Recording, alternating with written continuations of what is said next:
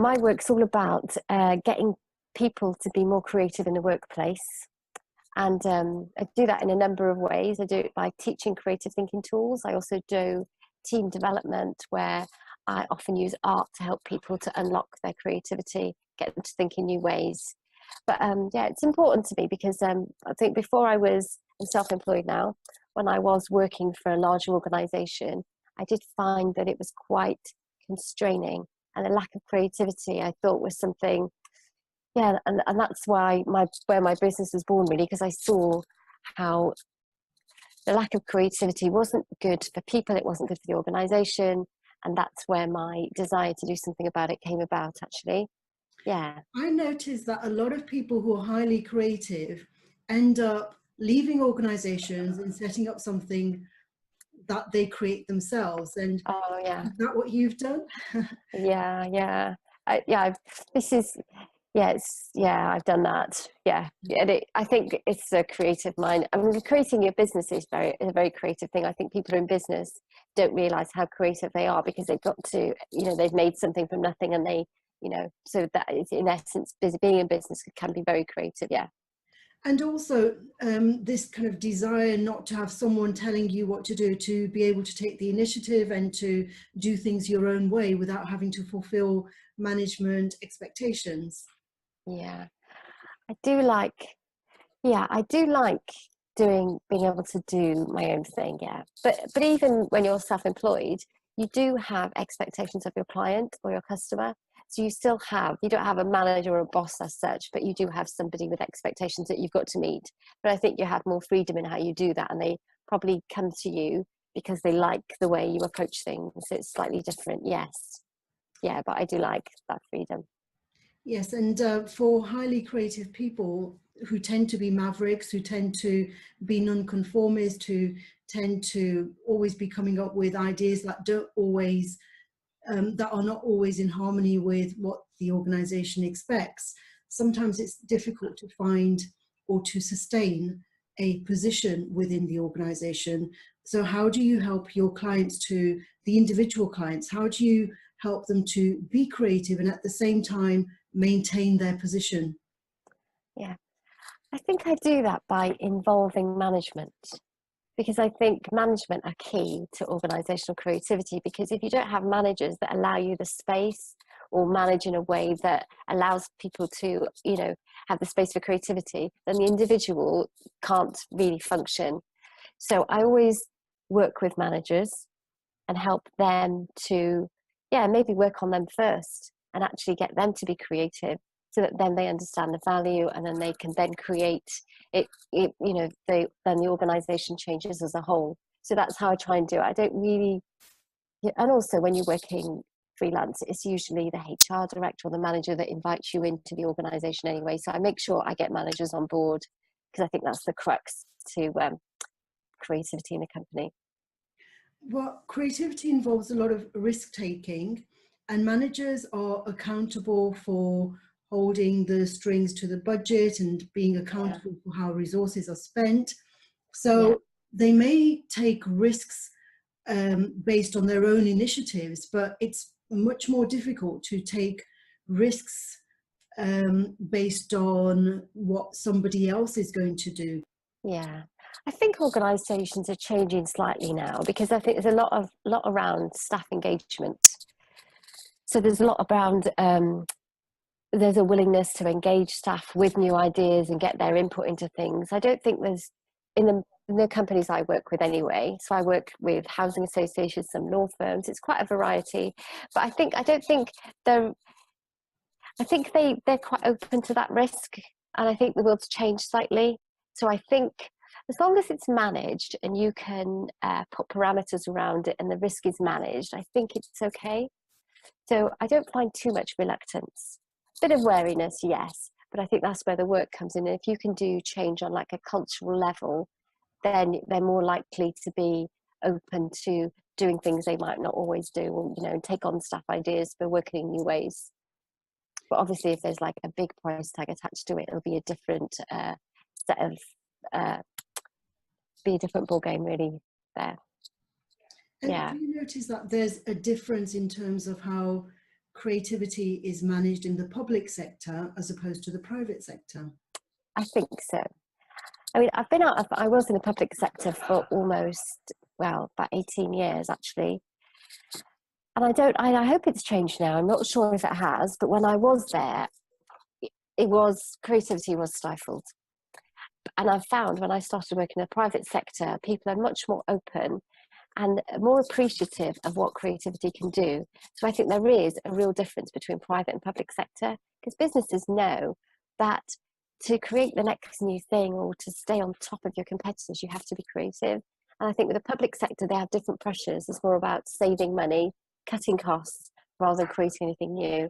And I wish the public sector were a bit more into creativity, because I think it would just, I don't think they appreciate the value of it so much. And it's only a personal perception. I can't speak to the whole of the public sector, but I think private sector values it more, appreciates what it can do.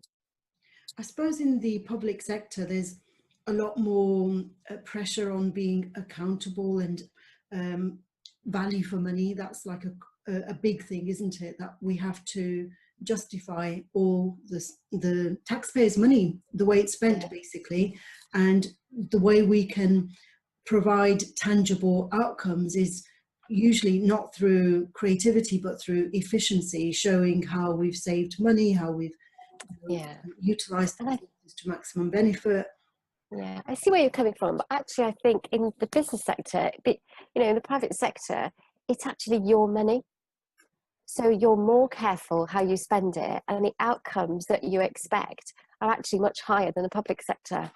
I think though, so I'm not sure I agree with you totally, but I know public sector people think, oh, it's taxpayers' money, but their private sector have they have different pressures, but they are just as accountable, if not more so. And often it's if it's a SME, it's the director's money so they're going to be very careful how they spend that money. They're going to want a return on it, otherwise they're not going to go through with the idea or the innovation.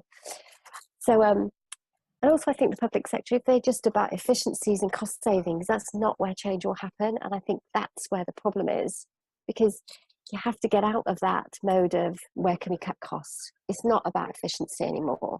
I just think it's old hat. It's like 80s thinking, and I think people need to move on, really. Right. Yeah, that's a big issue actually, isn't it? About whose money is it that we're being creative with, because creativity does require space, it requires time, it requires resources. And is it easier to be creative when we are investing our own money, or is it easier to be creative when we are using... But creativity doesn't have to take a lot of time. You can like have a creative session about half an hour and be much more productive than you were sitting in a meeting for 2 or 3 hours. So I think there's a myth about creativity, maybe people sitting around blue sky thinking. I don't think creativity really works like that. Creativity is really hard work, and it's all about problem solving. It's about collaborating with other people. It's about always being on the ball and analyzing things and coming up with new ideas. It's not about sitting around staring into space. That's not what creativity is about. And it's where the hard work comes in. That's where you get your breakthroughs. So I think there's a misconception about creativity. And, I think there's a misconception. It isn't, and it's not the amount of money you can waste through having a meeting that's ineffective, for example. That's where money is wasted, not with being creative. So what would you say to the managers at Google, for example, who give their employees lots of free time where they are allowed to just sit around and play and do basically nothing apart from blue sky thinking? Yeah, well, I think Google's great. I haven't been in that environment, but I think it's fantastic that Google give their staff a percentage of time where they can look, come up with those new initiatives, and that's where a lot of their stuff have come from. It hasn't come from management of Google; it's staff playing around with new ideas. But it's all been related to their work. They've just been given the freedom. The managers probably given them the freedom to say, "What else could we do?" What's going on, people who use it, what do your friends want, what do your families want, and what is it that we could do, and just giving them that freedom. And if they did that in the public sector, that would be amazing. But But creativity requires a few parameters. It's not like you just say go off and do whatever you want and everyone's going to think of something totally unrelated to their work. If you give people space, I think you'd be really surprised to see how close they will work to their brief anyway and what they will come up with. And I think it'd be great if the public sector adopted some of that freedom mentality that Google have with their staff. Because, investing in your staff is not just about sending them on courses. It's about giving them the space to think and imagine. It's not just about learning new skills. It's almost like the opposite.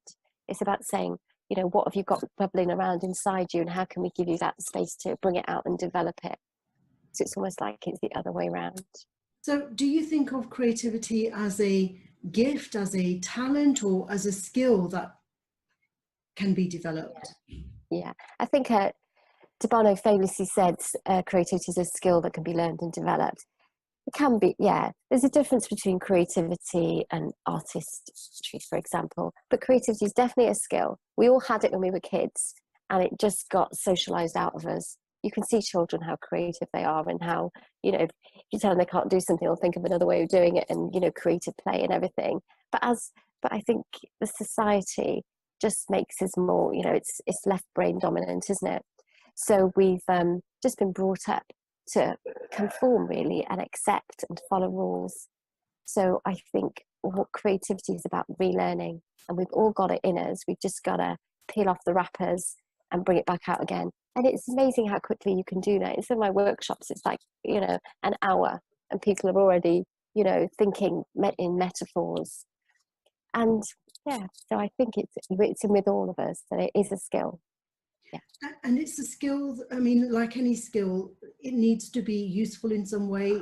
There needs to be some sort of benefit. There needs to be some sort of value in utilizing that skill. So when you talk about examples of children and play, sometimes it's not very useful to anyone apart from the person who's involved in that game or that play and whatever. So do you find that, again, like when you do your workshops, people may be expressing a lot of ideas, they may be, discussions may be very useful at that time, but they don't lead to anything beneficial as an outcome? Everything always influences everything. So even if someone has a discussion and, at that point in time, you think nothing's happened, there'll be some spark that's happened in somebody's head, some interaction that will probably later on cause something else. I'm quite a great believer in that. So, and I know there's an idea of that, and there's a definition that's saying creativity has to be useful. But I don't really agree with that, because I think the whole thing about creativity is about making a mess. And sometimes nothing useful straight away comes out of it. But it's almost like the process of creativity needs to happen for something else to happen, for something else to trigger that will be useful somewhere along the line. But sometimes creativity in itself, you might not think comes up with anything, but it always will. It might not be on that day. It might be 2 days later. It might be, in the evening, but something will pop into your head, and creativity is a process that allows that innovation to happen. I suppose it's a way of communicating. We need to have a shared understanding of what we actually mean when we're talking about a particular concept. And so people would argue that, well, if we can agree on the fact that when we're talking about creativity, we're talking about something which is in some way original and in some way it has value, then we know what we're talking about. Otherwise, the word becomes meaningless, because you could say, well, creativity requires chaos. It requires, it requires joining the dots, but joining the dots may not necessarily be useful in any way. So, or drawing or painting, everyone can learn to draw, but it might not be a drawing which is beneficial or valuable or useful. Yeah. Then it's just a drawing. It's not creativity. Or it's just chaos. It's not creativity. I think there's lots of different definitions of creativity. When I did my dissertation, there was loads, and I think you have to land on your personal favorite, really. And And I think it's also the premise on what you believe is productive and what isn't, and what is an outcome and what isn't. And I think I'm probably a bit more philosophical now. And the way I think people work and the world works is not as simple as we would like to see it in work, because life doesn't go linear, and things don't go A, B, C. Things go round in circles, and it is about connections. And we can jump up, we can go forward, we can go backwards, and we have to go forwards again, and things go up in a spiral. So it's not as clear as we'd like to see it. But creativity isn't necessarily about chaos. I think creativity is about freedom. It's about freedom to think, freedom to share, freedom just to mull over some ideas, and freedom to say, I don't know if this is right, but I'm thinking something here. And maybe following your intuition and say, I've got a gut feeling about this. I don't know where it's going to take us, but I think there's something here that we should investigate, and then see where it goes. And without having that pressure that it's got to lead somewhere, because it might not. But it might. And it's about having that space and that freedom to be able to explore. I don't know if I sound too hippie now, but that's how I think it needs to work. And if people have got that space, if you think how much time you spend at work, 37 hours a week, and how much of that time if you carve up that time, there's probably not a downtime in there. So if creativity could take up some of that space that you use for something else, I think it would be great that if that was more incorporated into the workplace. So how are you actually defining creativity? Yeah, good one. I think creativity is about freedom. I just think it's about freedom to think, freedom to do, freedom to, explore. That's how I define creativity. I think we should think of creativity as being something a bit wider, and something you can't put in a box, and something that isn't airy-fairy, something that is crucial both to work and to your well-being. I think you need to, and creativity is more than learning how to do some natural thinking tools. Creativity is about learning how to have, it needs to be more holistic. You need to have an open mind, and you need to be open to those creative ideas as and when they come to you, because they don't always come to you in work. They don't always come to you when you want them to. And it's about maybe looking at creativity and inspiration as a friend. And, so I think I picked it up from a book I was reading recently, and it's almost like if creativity knocks your door and you don't answer it, they're not going to come and visit you again. So if you do get that, I think that's how you should look at creativity. And so you always have to be open to it. So if somebody comes to you with an idea of something knocks, you have to explore it, because if you don't, they won't come again. And then you'll just be stuck in your humdrum wheel doing, the same as you always do. So it just requires a bit of a mind shift. And, and the fact, the fact that it has no outcomes, that it's open to us all. It doesn't matter who you are, what profession you are, what you do, whether you think you're creative or not. Everyone is capable of being more creative than they are now.